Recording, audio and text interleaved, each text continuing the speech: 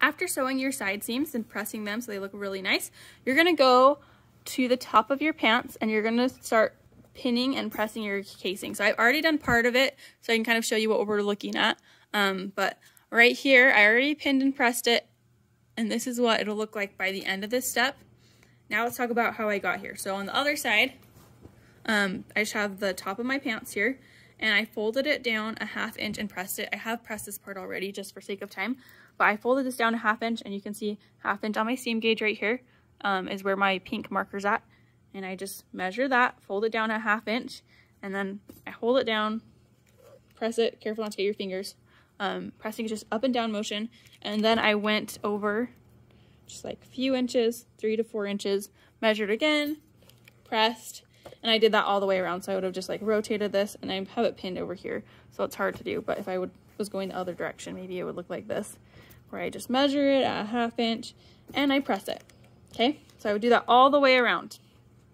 After I do that all the way around, I'm going to fold it down one more time to make a casing and enclose my raw edges inside the casing, so you won't see these raw edges at the top. So I'll take what I have right here, and this is folded to the wrong side, right? I'm going to fold it down 1.5 inches here. So I'll go down 1.5 inches, and I'm going to measure that. You can see my 1.5 inches right there. And I'm at a seam right here, so I want to make sure that this seam continues and it lines up with the seam underneath. So I want that to look nice and neat. I'll press that right here at 1.5 inches. And I can just double check that I still have it at 1.5 inches. I might even move it up a little bit. There we go. Now it's at 1.5 inches. And then I'm gonna pin it like so. So I'll go ahead and pin that. When we sew this, you might sew on the inside, you might sew on the outside, but it's easiest if you decide now. So when you're sewing, if you're worried about your folding and you're like, it might not be a perfect 1.5 inches and I'm worried I might accidentally leave a hole, then I would suggest looking at this side while you sew. If you're not stressed about that, but you want it to look really nice on the other side, then I'd sew on this side. It's up to you, but pin on the side you plan on sewing.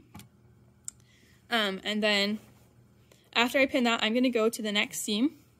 So I pinned the seam, I'm gonna go to my next seam, where I already have it folded in at 1/2 inch, and I'm gonna go down another 1.5 inches using my seam gauge here.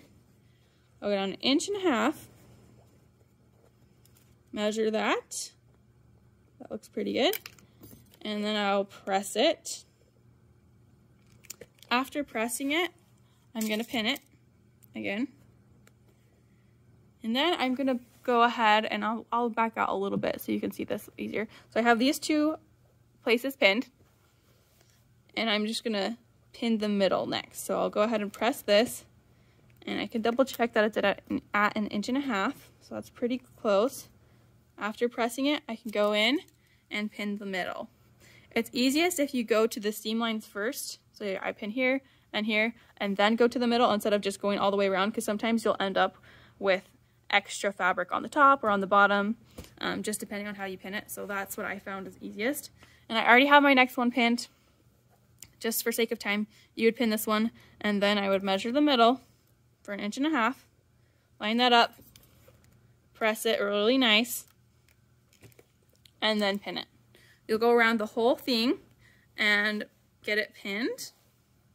Once you do that, make sure to watch the next video before you sew, because that video is going to have a special step that you're going to need before you sew. Otherwise, your elastic's never going to make it into your casing, okay? So make sure to watch the next video before sewing.